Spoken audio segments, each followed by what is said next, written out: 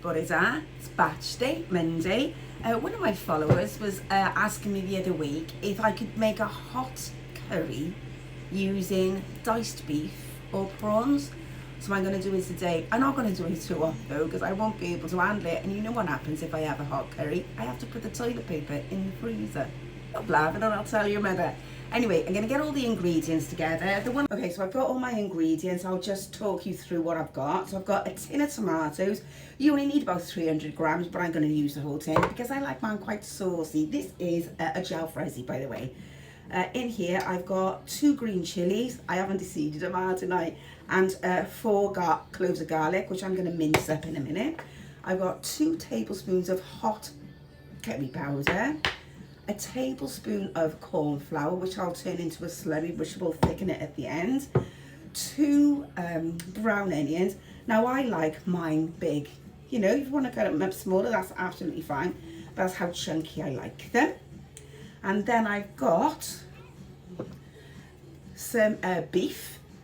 There's nothing wrong with it. It's been in the freezer. That's why it's that colour. Brings the Butchers, Crewers Road, Cardiff. And then I've got 1 red and 1 yellow bell pepper, which I've just sliced up. So the first thing I'm going to do is I'm going to spray I've already sprayed my pan. Now, I've stopped using fry lights. I don't like the smell, and it's not very good for your pans. By the way, if you want to find out where I got these pans, then in my Amazon link above is a 12-piece set, and they're absolutely stunning. So I've started using rapeseed oil. And in one of my previous videos, I did an experiment where I showed you how many sprays of rapeseed oil you can get in a tablespoon, okay? So it's 6 cents a tablespoon for rapeseed rapeseed oil. I get 30 in there. I've put 10 in there. It's 2 cents. I love this gadget. It's so simple.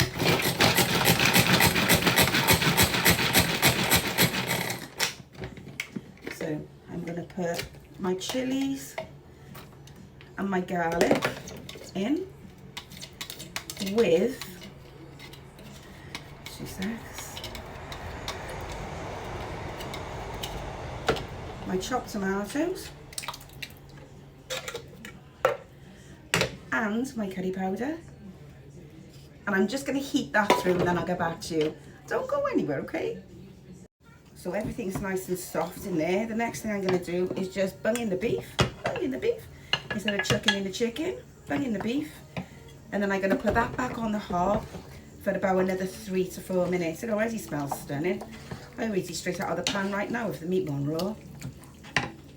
This is chicken stock that I got from boiling the bones of a chicken carcass. I always keep it. I've scooped most of the fat off, and what I'll do is I'll whack it in the microwave when I need to use it in about 2 minutes until it's hot, and then I'll add it to the dish. It's going to be lush, isn't it?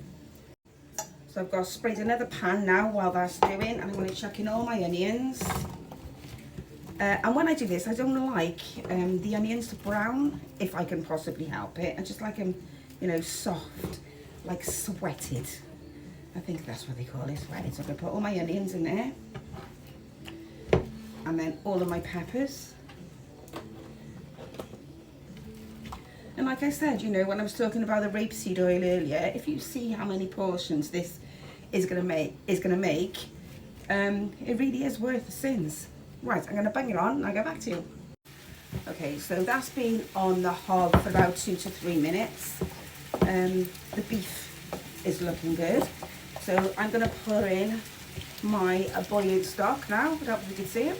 My boiling stock. Remember, this is chicken stock from boiling the carcass of my Sunday roast chicken. Now I'm going to put that back on the heat for about 10 to 15 minutes on a low heat and just let it simmer. It's going to be stunning. Look at that. Looks stunning, don't it? So they started to soften. So what I'm going to do now is just chuck in me tomatoes. You know, my proper Cardiff tomatoes. And I'm going to put it back on the heat.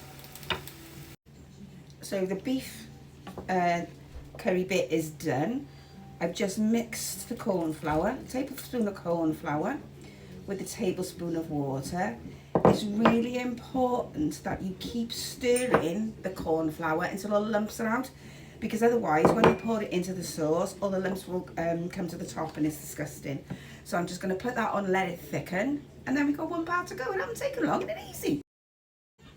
So there's all my veggies. Look at the colour on that, lush, innit? So what I'm going to do is I'm going to pour the beef into here now. It smells absolutely amazing. I can't decide what rice I'm going to do with it. Normally I have like jasmine rice or basmati rice, but I'm really hooked on that sticky rice at the minute. So do you reckon it'd be sacrilege to serve this with sticky rice? Let me know in the comments. Look at that.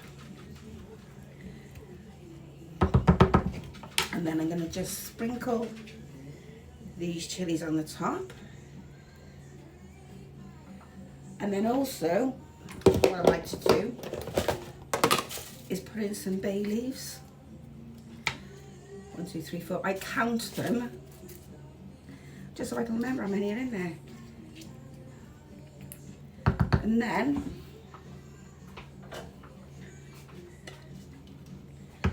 I'm just going to leave the lid on and let it do its thing. How easy was that? Yes, it was easy. Mind your business. I nearly forgot to mix in the 2 tablespoons of Greek yogurt, so that's what it looks like now. I might have this tonight.